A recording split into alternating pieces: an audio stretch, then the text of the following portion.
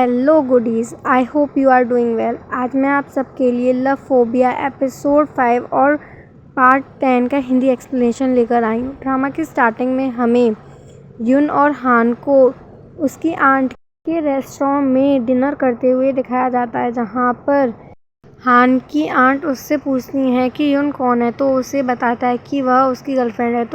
तो युन उसके पैरों पर पैर मारती है, तो वह कहता है यह हमारे ऑफिस की डायरेक्टर हैं। फिर वह दोनों ड्रिंक करने लगते हैं। हान युन से पूछता है कि वह उसके फ्री टाइम में क्या करती है, तो वह कहती है कि मैं कुछ भी नहीं करती। वह उससे पूछता है कि वह अम्यूज़मेंट पार्क जाती है या फिर कहीं और, तो वह मना कर देती है। वह कहती है आम लोगों के लिए बाहर जाना घूमना फिरना नॉर्मल होगा, पर मेरे लिए नहीं। मुझे बाहर जाने में डर लगता है और पैनिक अटैक्स आते हैं। यह सुनकर हान उसे कंसोल करता है और कहता है कि तुम भी एक दिन ज़रूर सही होगी और बाहर जाओगी। फिर वह दोनों मिलकर ड्रिंक करने लगते हैं। हान युन को बताता है कि मैं तुम्हें पे कर कर किसी का डेब्ट क्लियर कर रहा हूँ। तो युन उससे पूछती है किसका डेब्ट, तो वह कहता है यह एक सीक्रेट है और वह बाहर चला जाता है। युन उसे बहुत तेज़ आवाज़ देती है और फिर वह भागने लगते हैं और यही हमारा सीन कट हो जाता है। नेक्स्ट डे हमें ऑफिस में हान और युन को दोनों को जाते हुए दिखाया जाता है। वह ऑफिस में एंटर लेते हैं और ऑफिस की एक एम्प्लॉय उसे पार्सल दे देती है। युन पहली बार हान के कहने पर अपने सभी एम्प्लॉयज़ को ग्रीट करती है। वह बहुत ऑकवर्डली ग्रीट कर कर अपने ऑफिस में चली जाती है। फिर हान भी सभी को ग्रीट करता है और अपनी चेयर पे आकर बैठ जाता है। जैसे ही वह ऑफिस में जाकर पार्सल खोलती है, वह बहुत तेज़ चिल्लाती है। सीन में हमें सभी लोगों को कॉन्फ्रेंस रूम में बैठे हुए दिखाया जाता है, जहाँ पर वह इसी पार्सल के बारे में डिस्कशन कर रहे होते हैं। उस पार्सल में एक डॉल होती है, वह बहुत डरावनी होती है। वह सीसीटीवी में देखते हैं तो एक सस्पिशियस पर्सन उन्हें दिखता है।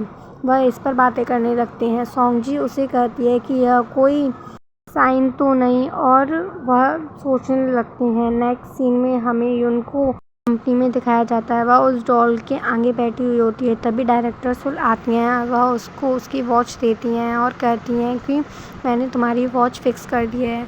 वह उसे वॉच पहनाने लगती हैं, तो डायरेक्टर युन उनसे मना करती है और कहती है कि मैं बिना वॉच के अपनी लाइफ जीने का ट्राई करना चाहती हूँ। तो डायरेक्टर सुल को हर्ट हो जाता है। वह कहती हैं कि यह सब राइटर हान की वजह से है ना, तो वह कहती है हाँ।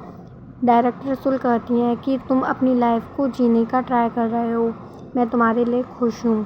फिर वह उस वॉच को देते हुए कहती हैं कि यह एक बैकअप प्लान है, क्योंकि कोई भी तुम्हारे साथ हर टाइम नहीं रह सकता। नेक्स्ट सीन में हमें युन और हान को पार्किंग में दिखाया जाता है।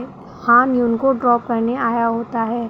वह उसको उसके घर तक ड्रॉप करने जाता है। तभी उसके पेट में से आवाज़ आने लगती है, तो युन उसे अपने घर में खाना खाने के लिए बुला लेती है। जैसे ही वह घर पे जाते हैं, युन अपने फ्रीज को देखती है तो वह पूरा खाली होता है। तो वह हान से ड्रिंक करने को पूछती है। हान भी हाँ कर देता है। वह ड्रिंक करने बैठते हैं। जैसे ही हान उससे उस वॉच के बारे में और युन का और सुल का रिलेशन के बारे में पूछता है, तो वह बताती है जब उसके पेरेंट्स की डेथ हुई थी तब सुली एक ऐसी इंसान थी जो उसको डेली विजिट करने आती थी, कभी कपड़े लौटाने के बहाने, तो कभी चिकन के, कभी कॉमिक्स के, तो कभी कुछ।